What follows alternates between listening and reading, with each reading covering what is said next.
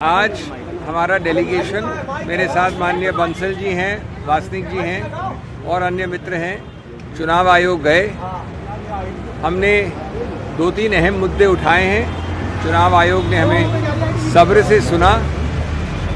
सबसे पहले और सबसे अहमियत वाला मुद्दा है कि एक बेशर्मी से जो वक्तव्य आ रहे हैं कर्नाटक चुनाव के संबंध में, बीजेपी के सबसे बड़े तबकों की तरफ से हमने बड़े स्पष्ट रूप से याचिका और कंप्लेंट की है माननीय गृह मंत्री के विरुद्ध और माननीय मुख्यमंत्री उत्तर प्रदेश। उन्होंने 3-4 वक्तव्य जो हमने अपने रिप्रेजेंटेशन में कोट किए हैं, बड़े स्पष्ट रूप से ऐसे स्टेटमेंट्स दिए हैं जो उकसाते हैं, आपसी वैमनस्य फैलाते हैं, पूरी तरह से झूठे हैं, नफरत फैलाते हैं। हमारे अनुसार एक में कम्युनल राइट्स की तरफ रेफरेंस है, कई और वक्तव्यों में अल्पसंख्यक समुदाय के विषय में संकेतात्मक बड़ा स्पष्ट कहा है और सबसे महत्वपूर्ण कांग्रेस के विरुद्ध साफ झूठे आरोप कि कांग्रेस ने कहा कि अगर हम आएंगे पावर में तो हम रिहा कर देंगे इन सबको, एक बैंड ऑर्गेनाइजेशन के सदस्यों को। जब हमने चुनौती दी कि बताए कहाँ है कांग्रेस थे अपने मैनिफेस्टो में, अपने बयान में, अपने स्टैंड पे, तो कुछ ऐसी चीज़ सामने नहीं आई है। इसके बाद हमने चुनाव आयोग को बताया कि ये आदर्श संहिता का तो बड़ा ही एक नंगा उल्लंघन है, ज़बरदस्त और व्यापक उल्लंघन है। साथ साथ कई सारे फौजदारी प्रावधान इसमें लगते हैं ऐसे वक्तव्यों में। आप लोग जानते हैं उनका नंबर 153 है, वैमनस्य फैलाना, नफरत फैलाना, 505। उसके अलावा चुनाव के दौरान झूठे वक्तव्य करना। तीसरा हमने बताया चुनाव आयोग को कि उच्चतम न्यायालय ने बहुत स्पष्ट रूप से कई बार कहा है, और एक उदाहरण दिया हमने अमीश देवगन का केस जो 2021 में आया था उच्चतम न्यायालय में, जहां कहा गया है कि जितने आप बड़े पद और ओहदे पे हैं उतना ही आप पे जिम्मेवारी ज़्यादा है, उतना ही आपका वक्तव्य हम और ध्यान से देखेंगे और वो उतना ही ज़्यादा गलत होगा क्योंकि आपका ओहदा, आपका पद ऊंचा है। नंबर 3 हमने कहा कि ये बराबरी समतल ज़मीन को गैर बराबर करता है और इसलिए ये स्वतंत्र निष्पक्ष चुनाव पर आघात करता है, और स्वतंत्र निष्पक्ष चुनाव और गणतंत्र और लोकतंत्र हमारे संविधान के मूल ढांचे का एक अभिन्न अंग है। तो इसलिए चुनाव आयोग एक बहुत महत्वपूर्ण दायरे का पुलिसमैन है और उसको तुरंत एक्शन लेना चाहिए। उसको तुरंत एक्शन इसलिए भी लेना चाहिए क्योंकि चुनाव के समय बहुत कम होता है और कितना भी बड़ा पद हो, कितना भी बड़ा नाम हो, कितना भी बड़ा ओहदा हो, कानून सबके लिए बराबर है। और इसलिए हमने अपनी बात अंत की ये कह के कि ऐसे लोगों को तुरंत चुनाव कैंपेन में शरीक होने से रोक देना चाहिए, बैन कर देना चाहिए। अभिषेक जी, जिस बीजेपी नेता ने आज सोनिया गांधी के लिए जिस शब्द का प्रयोग किया उसकी भी शिकायत की है, जो विश कन्या थी।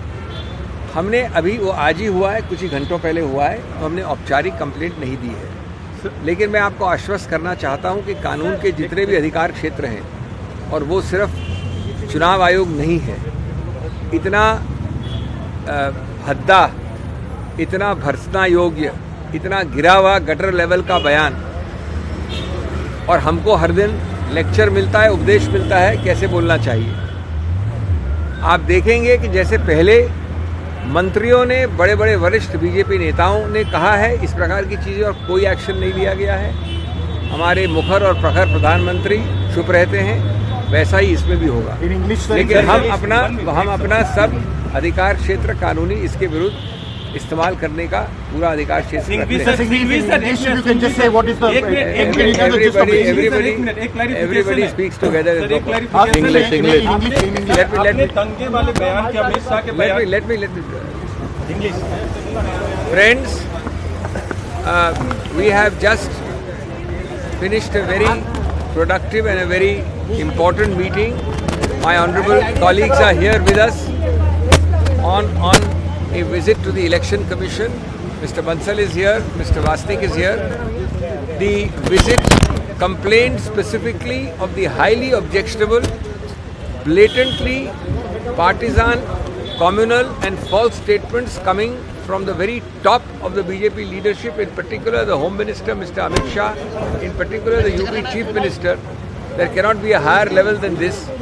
They have first and foremost clearly made statements suggesting that the Congress will do this or that if it comes to power, including release of members of banned organizations. So false it is, it has got no basis, but it is done for cheap electoral gain. They have made statements clearly directed against minority communities. There is clearly a self-fulfilling prophecy, as if communal issues can be raised in this manner. We have said that the higher the post, the greater the responsibility, the more the direct policing of the Election Commission. We have quoted Supreme Court judgments which say so. We have quoted the well-known Model Code of Conduct, and most importantly pointed out that a level playing field cannot be maintained for democracy, for free and fair elections, unless the Election Commission acts directly. And a level playing field is the heart of the basic structure of the Constitution, which is on the very top of the hierarchy. In a nutshell, we have therefore asked for a ban on campaigning on such persons, for prompt action.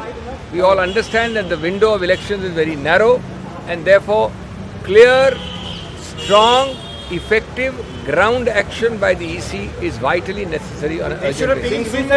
After all, an FIR had been lodged. So, what is the reason for the delay? And have they? Anyway, now they have no excuse for anything. We have gone in a delegation and put everything in writing, and we hope and trust that what is preached every day to everybody else except the BJP is practiced upon the BJP now. Singhvi sir, एक clarification चाहिए। आपने UP के मुख्यमंत्री और अमित शाह के खिलाफ चुनाव प्रचार पर प्रतिबंध लगाने की मांग की है, और यूपी सीएम के किस बयान की स्पेसिफिक शिकायत की? मैं आपके रामायण के बाद राम का नाम पूछने वाले प्रश्न का उत्तर कैसे दूं, मेरे को समझ नहीं आया।